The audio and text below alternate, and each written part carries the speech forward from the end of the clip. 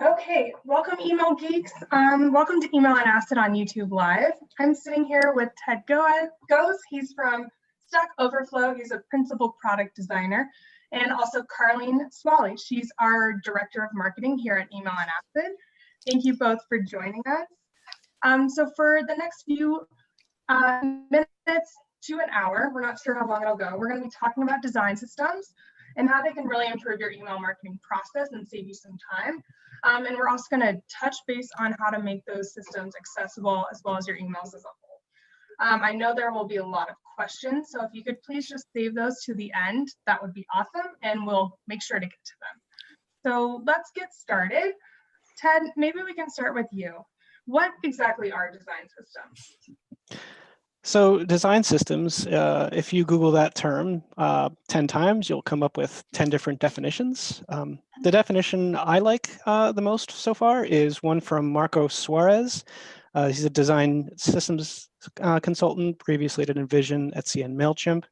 And he describes a design system as a collection of reusable components guided by clear standards that can be assembled together to build any number of applications. Now, I think of that as basically lightweight scaffolding and guidelines to design within, rather than just recreating either web pages or emails from scratch or from plain sight.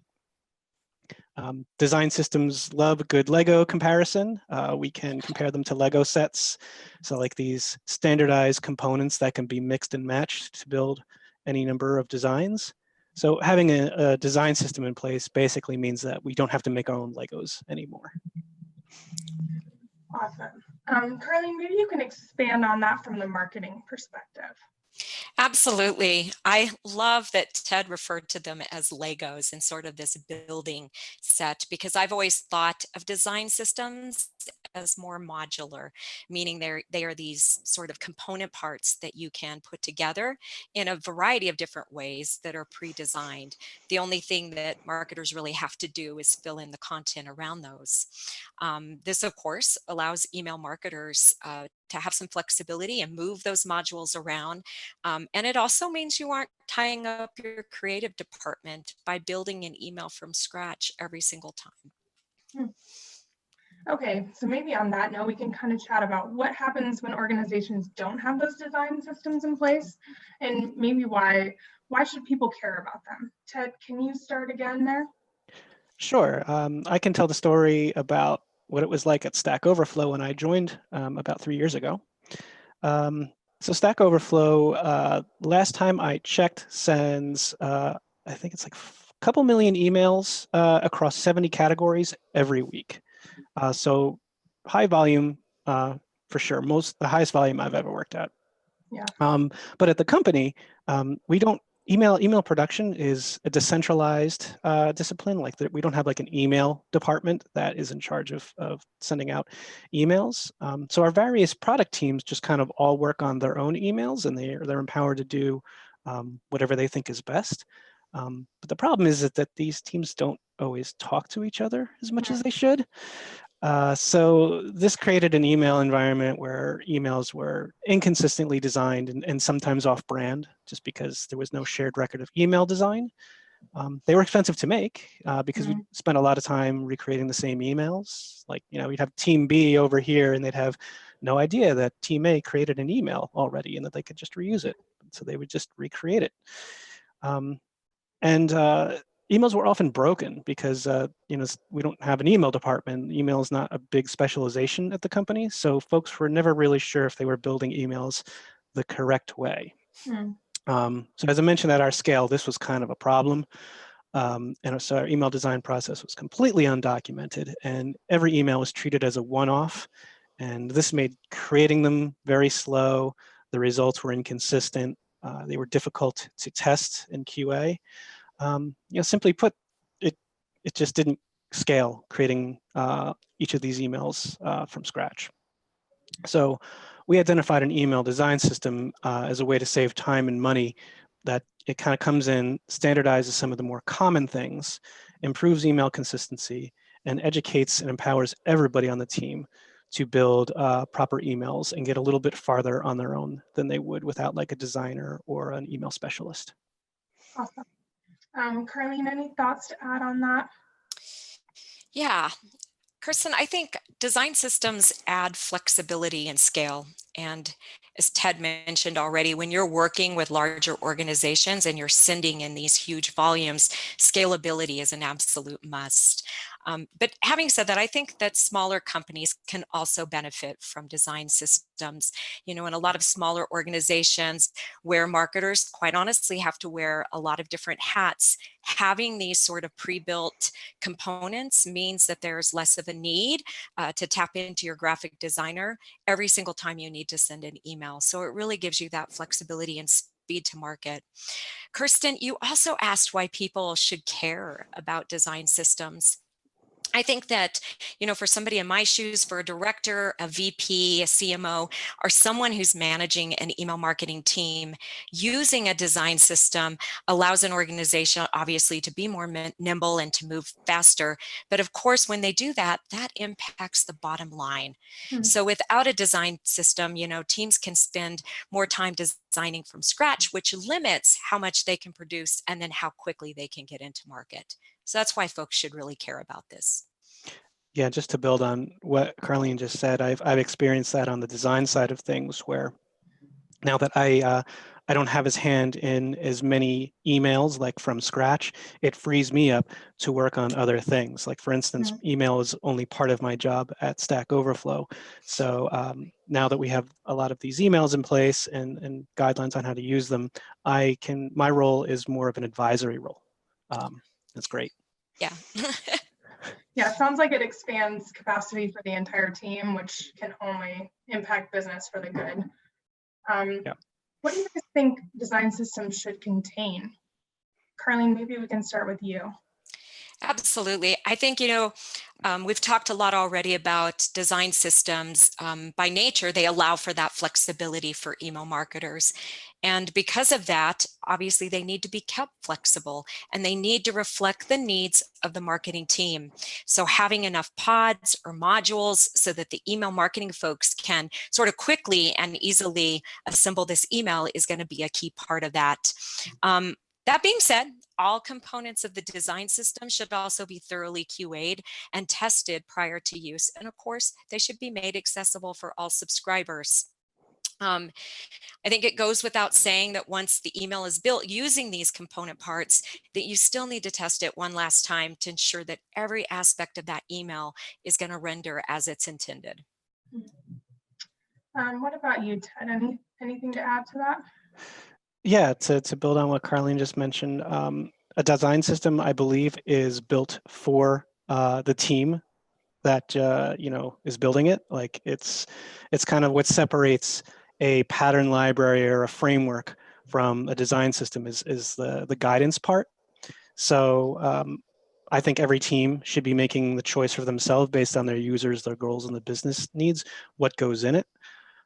Which is not to say a little bit of competitive research wouldn't be helpful. It is good to do that sort of thing, but ultimately it serves the organization for whom it's built.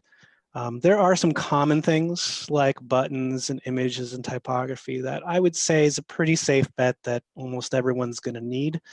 But the team needs to decide what is the most important things in there, and then again, how they should be being used, like how a team uses color or buttons is going to be different from how another organization does. So it's all about that guidance part. One thing that I would suggest is when thinking about a design system and what to put in it and when to publish it or ship it, is to not let great be the enemy of good.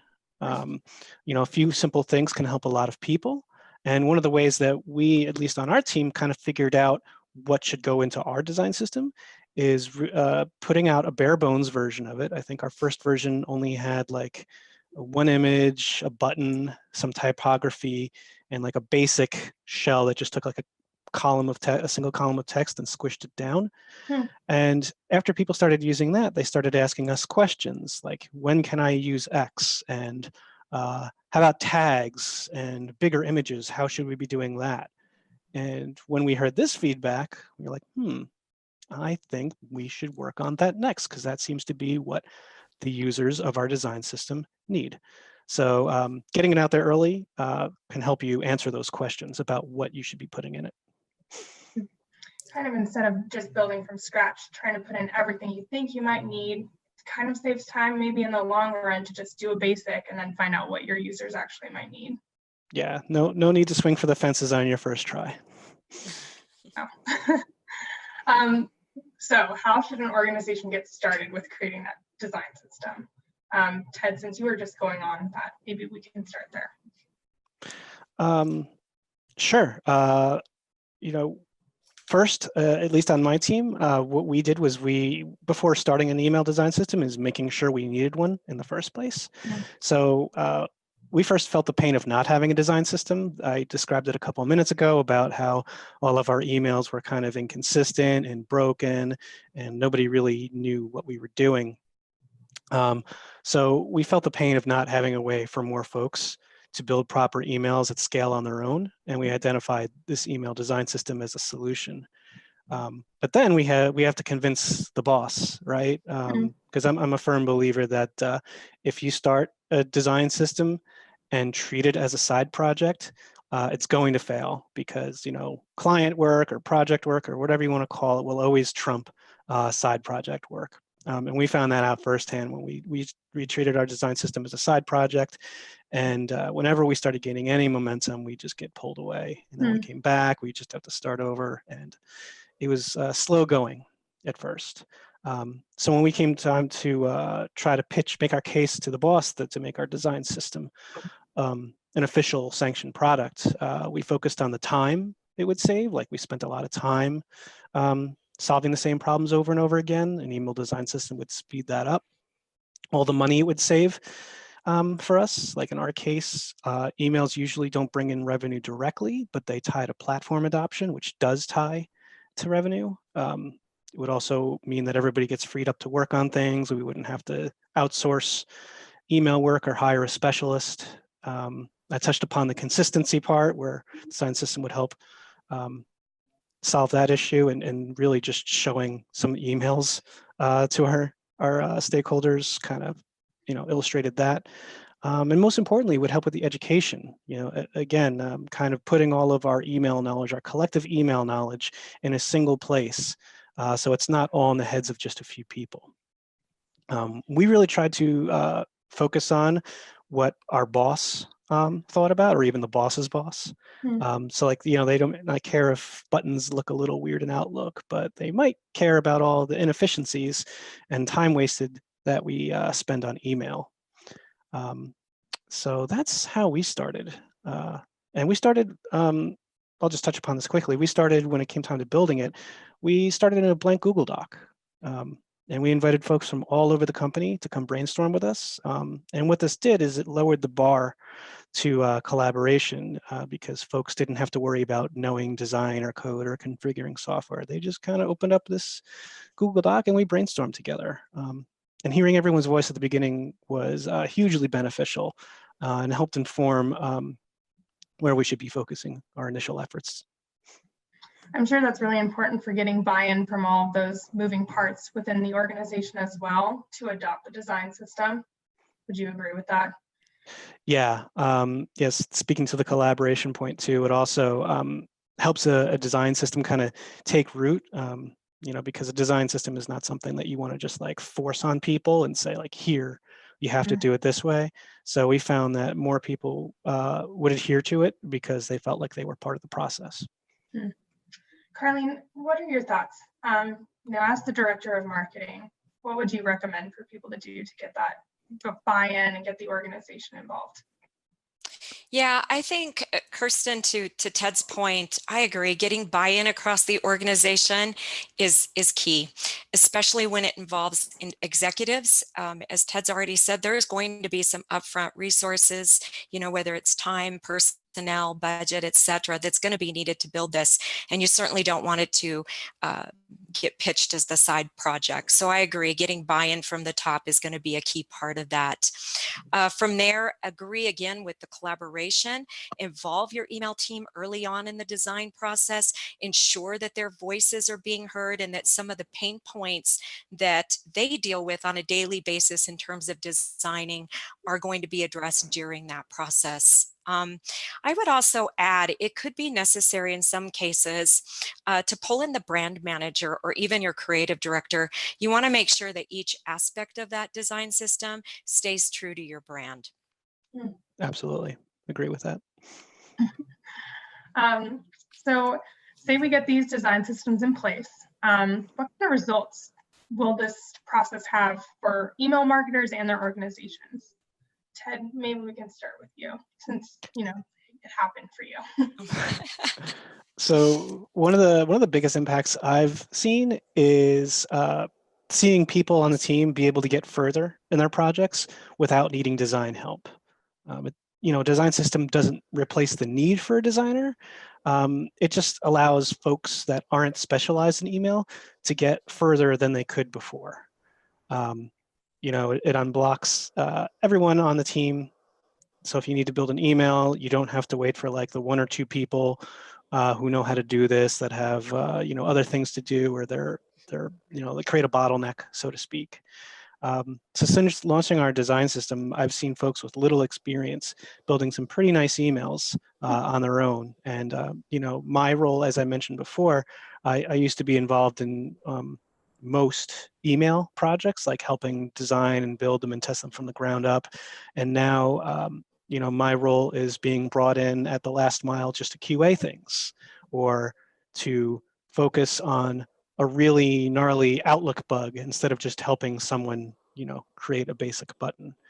So it's really freed everybody up. That's awesome. Carleen, what are your thoughts there? Yeah, I think, we've already talked a little bit about the ability to scale, but I do think that scalability is actually one of the biggest advantages that a design system, brings to an organization. And I think too, what Ted said, especially about, his ability now to work on bigger projects, that's a key part of it. I certainly agree that design systems, they don't eliminate the need for a designer, but it does drastically cut down the amount of time that that person has to spend on email design. That, of course, as we've talked about, has a tremendous impact on productivity, which in turn impacts an organization's ROI. So we've talked a little bit about freeing up that design time for larger revenue-driving campaign work. Allows an organization to not only recognize more ROI from these campaigns, but also to recognize more ROI from being able to deploy more emails. So that's another side of it. Okay, so once we have our design system in place, how often would you recommend testing those designs and the emails they produce for renderability? Carleen, I'll start with you. Yeah, so Kirsten, at EOA, we take the stance that every email should be tested every single time. And the reason for this is that you're really checking for your content. You're really doing a content check. And I'm not just talking about the obvious things like spelling and grammar, but I'm also talking about those behind the scenes aspects like your title, your pre-header, your alt text, and your body copy. So using a design system doesn't negate the need for testing. In fact, sometimes adding in different component parts could result in something, maybe being broken. So it's super important to test every email every single time. Great. Ted, maybe you can add on to that? Yeah, I would agree. We test almost every single email still. Like maybe if we're just creating a simple like forgot your password email, we can get away without testing that. Don't tell my boss. But yes, we test almost every email. But the testing step goes much quicker since a lot of the common components have kind of been pre-tested as being part of the design system. Like, for instance, we don't need to make sure that our buttons render in Outlook or that our columns stack because that's part of a design system. We just have to make sure that we've put together the various components in the correct way. So it doesn't replace testing, but it really significantly speeds it up. Like, especially with, everybody, we all know in the industry that email clients come out all the time, and then even the existing ones love to make all these little changes without any formal announcement. So this kind of stuff might not be reflected or covered by the design system yet. So queuing things really helps. It also helps test things like subject lines, preview text, and subscription information like the unsubscribe links, because this kind of stuff may or may not be part of a design system. So it really just makes sure that you get total coverage. That's a really great point about, email clients releasing new updates all the time and kind of messing things up. So I'm going to kind of switch directions here. We're really passionate about accessibility here at Email and Acid. So what ways can we start making our emails more accessible? Okay, I can talk to this too, because I think from what I heard, there is a decent amount of overlap in how I would answer this question as well. So when I'm designing, I try to remind myself that there are people with wide ranges of disabilities, right? I mean, you have folks with lifelong disabilities, like folks that are born blind, temporary disabilities, like, you broke your arm, or you just even got your eyes dilated at the doctor's office. And then there's some with disabilities that just come with age. Like, for instance, I just turned 40 and my eye doctor tells me that I'm going to need reading glasses soon. So I just try to remind myself that we are all only temporarily abled. So when it comes time to designing accessible emails, for me, there are three main components. There's the copy, design, and then the code. So the first one, copy. We try to write copy that everyone can understand. In addition to our email design system and our product design system, we have some copy guidelines. It's kind of like a voice and tone kind of thing. And that reminds us that when we're writing copy for emails or anything, to use simple words, short sentences, and a consistent structure for calls to action. And to avoid things like jargon or inappropriate jokes or even cultural references that we can inadvertently exclude people with. So we reference our content style guide for emails, as I mentioned. The second part is design. We try to design with accessibility in mind, and I believe there are a lot of things that Carlene mentioned. We ensure our emails have a healthy mix of HTML text and imagery, that they have a scannable structure, and a color contrast ratio that passes, what's the acronym here? WCAG, Web Content Accessibility Guidelines 2.0 AAA. So we try to make all of our designs pass those standards. We also do things like we include text-only versions of every email for folks who either prefer to read email in plain text or they're on a device that doesn't support rich HTML. And lastly, the code part. Again, there's a whole lot of overlap, I think, in some of the things that we do with what Carlene mentioned. Little things like using semantic HTML tags for text, like H tags, paragraph tags, unordered and ordered list items. We include role equals presentation and ARIA labels on tables so that screen readers don't read out things that they shouldn't. Including proper email text on images. This is something that I'm actually going through and documenting now, like little tips like you don't need to include image of or screenshot of in an alt text because it's an image. So screen reader knows it's already an image. And even just to finish alt text with a little bit with a period at the end so that there's a natural pause at the end of an image, but before the next bit of content. So when we do all these little things, we found that they can really add up to significantly improve an email's technical accessibility. Great. Those are also some really nice tips. I wouldn't think about adding that period after the alt text to kind of create that pause, but that's really good thinking. It looks like Carlene might have dropped off, but we'll just keep going, Ted, okay? So how can we scale this accessibility? We've been talking about design systems and how to scale those, how they help marketers scale. So how can we do that for accessibility? So we have found a decent amount of success scaling accessibility by baking it into our design system. And this includes, we have a whole bunch of code samples and starter templates. And in this, for instance, all of our tables in the documentation have ARIA labels included. All of the images that we defined contain alt attributes. All the text colors that we advise that folks use for building emails all pass color contrast.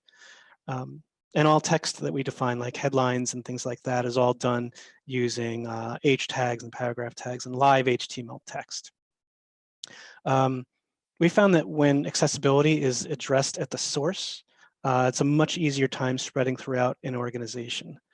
I forget where I read this quote, but I think that somebody said that when accessibility is addressed up front, it gets done way faster than if the emails are deployed and then you kind of go back and do an accessibility audit over everything. I mean, it's something like 4 times faster, something like that. I'm terrible with stats, but it's better to do it up front than go back and do a retro, I guess is my point. Yeah. And in addition to our email accessibility, in addition to all this, all of our recommendations on like how emails should be built outside of the code examples, they're all part of our email design systems documentation. And we found tools like email and assets, campaign pre-check also helps automate and delegate some of this responsibility. So it's not just all on like one person. Great. And I do have someone who joined me here. So you really made it. You were scoot in. Gotta love technology. Welcome back. So yeah, thank you. Sounds like Ted did a really good job of covering up on the accessibility aspects of that. I would say, in terms of scaling it, as we discussed, email really should be content checked every single time. But we also know that as email marketers, you guys have a super lot on your plate. You wear a lot of different hats. So pre-testing those common parts from a design system is certainly going to help you scale. And then, of course, as Ted said, using a tool like Campaign Pre-Check also takes a lot of the manual lift out of making emails accessible. And it goes without saying, our tool will walk you through each step, and it does a really thorough check to make sure that your emails can be understood by all those subscribers. So it's a pretty powerful tool.